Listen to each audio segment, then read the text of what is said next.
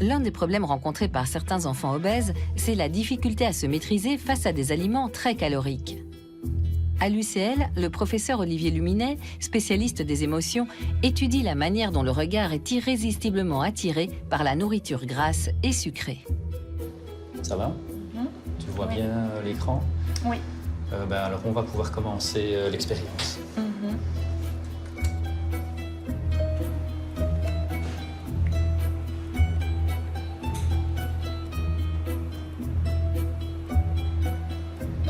Le principe de cette expérience, c'est d'examiner l'attention que les gens vont porter à des stimuli alimentaires.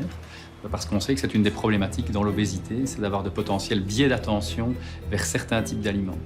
Et donc ici, grâce à cette technique de l'eye tracking, on peut vraiment voir de manière précise tous les mouvements oculaires des gens en direction d'un type d'image ou plutôt d'un autre type d'image. Les images qu'on présente à l'écran, ce sont des images soit basse teneur en calories ou haute teneur en calories. Typiquement, la basse teneur en calories, ce sont des légumes et la haute, c'est des aliments qui sont très sucrés ou très gras. Les gens, spontanément, sans s'en rendre compte, de manière tout à fait automatique, portent leur attention de manière préférentielle vers des stimuli à haut niveau calorique. On peut imaginer tous les problèmes que ça peut poser quand on se retrouve dans un supermarché face à ces différents types d'aliments, par exemple.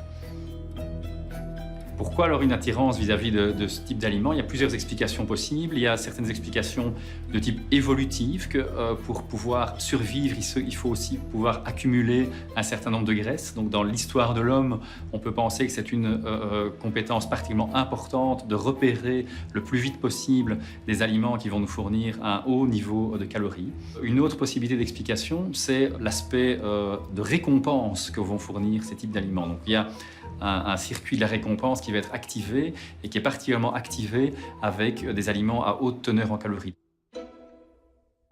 Lorsque nous mangeons des aliments à haute teneur en calories, le circuit de la récompense se mobilise à fond dans le cerveau.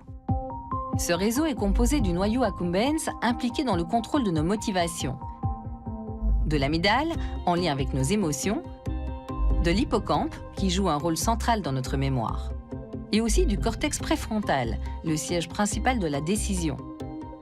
Plus ce que nous mangeons est gras ou sucré, plus ce circuit s'active. Et l'ensemble est lié à nos émotions. Les émotions ont un impact très fort sur la manière dont on va se nourrir. Certains vont avoir tendance à manger beaucoup plus dans des périodes émotionnelles, d'autres vont avoir tendance à arrêter de manger. Mais ce qui est clair, c'est que des changements au niveau émotionnel modifient nos comportements et notre prise d'aliments. Pour apprendre à mieux